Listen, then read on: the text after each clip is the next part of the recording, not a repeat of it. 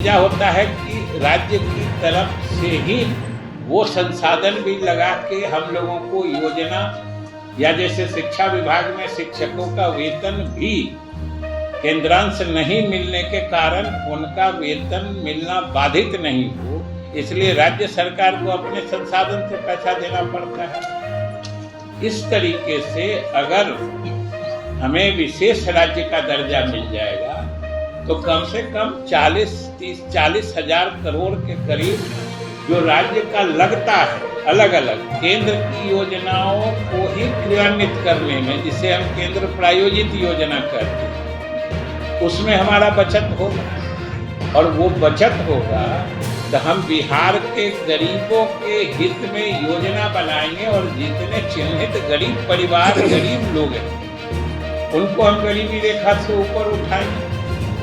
इससे ज्यादा वाजिब और उचित मांग क्या हो सकती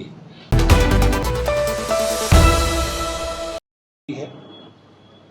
दूसरे जो गरीब परिवार चिन्हित किए गए हैं, लगभग 94 लाख गरीब परिवार, अब उनको आगे बढ़ाना है। आखिर आंकड़े जब आ गए और सरकार के संज्ञान में बात आ गई कि इतने गरीब परिवार हैं, तो इन गरीब परिवारों को प्राथमिकता के आधार पर अभियान चलाकर इस गरीबी से निकालना, ये सरकार की प्राथमिकता है। और इसी आधार पर हमने जो कुछ आंकड़े इकट्ठे किए हैं, कई समझिए लाख गृह विहीन लोग परिवार है, उनको प्राथमिकता के आधार पर उनको गृह निर्माण करवाना है। जो लोग जिस परिवार में आमदनी बिल्कुल नहीं है उनको 2 लाख रुपया प्रति परिवार दे के उनको कुछ रोजगार उपलब्ध कराना है। इन सब चीजों का जो आकलन किया गया है, तो लगभग समझिए कि इन सब चीजों को करने में 2.5 लाख करोड़ रुपए की आवश्यकता है, जिसको बिहार सरकार 5 वर्षों की अवधि में पूरा करना चाहती है। तो लगभग समझिए कि 50,000 करोड़ प्रति वर्ष हुआ, 2.5 लाख करोड़ अगर 5 साल में है तो। और वो बिहार की जो आर्थिक स्थिति है या हमारे पास जो आर्थिक संसाधन उपलब्ध है, ये उसके बूते की बाहर की बात है। हम सब लोगों को गरीबी रेखा से ऊपर उठाना चाहते हैं। इसलिए हम लोगों ने फिर से अब आंकड़ों के साथ हम किस लिए चाहते हैं, किस लिए मांगते हैं, हम विशेष राज्य का दर्जा मांगते हैं। और विशेष राज्य का दर्जा मिलने से कम अभी ये जो केंद्र प्रायोजित योजना चलाते हैं, समझ लीजिए किसी में 60-40 है, किसी में कुछ है जो शेयरिंग पैटर्न है, साझेदारी का हिस्सा देता है, और जो भी कमिटेड केंद्रांश होता है वो समय पर नहीं आता है। नतीजा होता है कि राज्य की तरफ से ही वो संसाधन भी लगा के हम लोगों को योजना या जैसे शिक्षा विभाग में शिक्षकों का वेतन भी केंद्रांश नहीं मिलने के कारण उनका वेतन मिलना बाधित नहीं हो, इसलिए राज्य सरकार को अपने संसाधन से पैसा देना पड़ता है। इस तरीके से अगर हमें विशेष राज्य का दर्जा मिल जाएगा तो कम से कम 40 हजार करोड़ के करीब जो राज्य का लगता है अलग अलग केंद्र की योजनाओं को ही क्रियान्वित करने में, जिसे हम केंद्र प्रायोजित योजना कहते हैं, उसमें हमारा बचत होगा। और वो बचत होगा तो हम बिहार के गरीबों के हित में योजना बनाएंगे और जितने चिन्हित गरीब परिवार गरीब लोग हैं उनको हम गरीबी रेखा से ऊपर उठाएंगे। इससे ज्यादा वाजिब और उचित मांग क्या हो सकती है। और हमने अपने उपलब्धियों से, अपने कार्यों के प्रदर्शन से ये हमने साबित कर दिया है कि बिहार की उपलब्धियां या प्रशासनिक सफलताएं किसी राज्य के प्रगति की जो रफ्तार है, हम किसी से कम नहीं बल्कि कई मापदंडों पर तो हम देश में अव्वल है। तो हमने अपने उपलब्धियों, अपने प्रदर्शन की प्रामाणिकता स्थापित कर दी है। अब हम विशेष सहायता, विशेष राज्य के दर्जा के रूप में चाहते हैं, जिससे कि हम बिहार के गरीबों का कल्याण कर सकें। वर्तमान प्रासंगिकता इस मांग की यही है कि अब आंकड़े से ये बात प्रमाणित हो रहा है कि बिहार को इसकी आवश्यकता है। दूसरी बात जो हमारे मंत्रिपरिषद ने निर्णय लिया है, जिन दोनों बातों के परिप्रेक्ष्य में आज हम लोग आपसे बात कर रहे हैं, कि आपने देखा है कि आरक्षण की सीमा जो हम लोगों ने बढ़ाई है, उसको हम लोगों ने मांग की है कि इसको संविधान के 9वीं अनुसूची के तहत डाला जाए।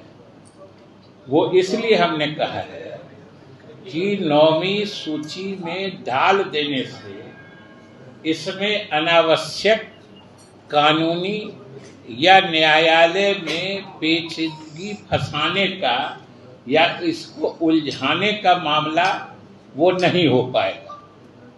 और ये इतिहास गवाह है कि अभी तक तो उसमें कितना 280-84 कानून डाले गए हैं, जिनको न्यायिक समीक्षा से बाहर रखी गई है।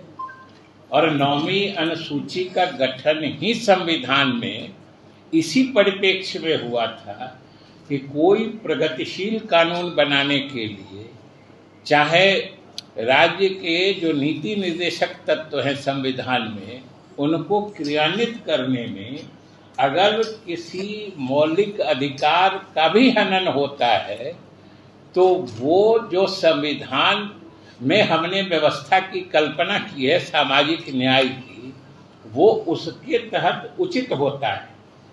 और ये उच्चतम न्यायालय ने भी माना है। इसीलिए 9वीं अनुसूची का गठन ही यही इसीलिए हुआ है। और उसमें अभी तक, और बिहार के साथ तो ये सौभाग्य रहा है कि उसमें पहला कानून भी इसी प्रदेश का गया था जब श्री बाबू ने जमींदारी उन्मूलन कानून बनाया था। ये 1951 की बात, जब इसका गठन हुआ। पहला संशोधन है संविधान का, 9वीं अनुसूची का संविधान में जोड़ा जाना, ये अपने संविधान में पहला संशोधन हुआ था। और उसका कारक भी बिहार विधानसभा या बिहार की सरकार ने जो जमींदारी उन्मूलन कानून बनाया था वो हुआ था। तो हम लोग ये चाहते हैं कि ये जो गरीबों के हित में न्याय करने के लिए जो पिछड़े वंचित, चाहे दलित, महादलित, पिछड़े, अति पिछड़े हैं, अल्पसंख्यक हैं, या सवर्णों में भी जो गरीब लोग हैं, उनको न्याय दिलाने के लिए जो सरकार काम कर रही है, उसको अनावश्यक न्यायिक पछड़े में न फंसाया जाए, जिससे गरीबों को न्याय दिलाने में दिक्कत हो। इसीलिए हम लोगों ने इस कानून को, जो हम लोगों ने अभी पास किया है, इसको जो अभी परसों तरसों अधिसूचित भी हो गया महामहिम की सहमति मिलने के बाद, इसको हम लोगों ने मंत्रिपरिषद के निर्णय से भारत सरकार से अपील किया है कि इसको 9वीं अनुसूची में डालने के लिए आवश्यक संविधान संशोधन किया जाए। और वैसे भी भारत सरकार तो कहती है कि भाई हम लोग भी पक्ष में हैं, भाजपा भी कहती है कि पक्ष में है। और जब सब लोग पक्ष में ही हैं, तो 9वीं अनुसूची में नहीं डालने का भी कोई कारण नहीं होना चाहिए। कि सब लोग पक्ष में हैं, तो कितने पक्ष में हैं, कितने दूर तक इस बात को मानते हैं, वो तो अब देखने की बात है। फिलहाल हम लोगों ने इन्हीं दो चीज़ों के लिए विस्तार से आपको अलग से बताने के लिए, जो दोनों चीज़ों का परिप्रेक्ष्य क्या है, हम लोगों ने आपको आमंत्रित किया है। हम समझते हैं कि आप भी इससे सहमत होंगे और आपके माध्यम से बिहार के लोगों को या देश के लोगों को हम ये संदेश देना चाहते हैं। और मुख्यमंत्री जी तो बराबर करते हैं कि भाई बिहार ने तो कर दिया है, अब आप पूरे देश में करिए, जहां नहीं होगा वहां के गरीबों पिछड़ों के प्रति न्याय नहीं होगा। इसलिए पूरे देश में होना चाहिए। इन्हीं शब्दों के साथ अब हम माननीय उप मुख्यमंत्री जी से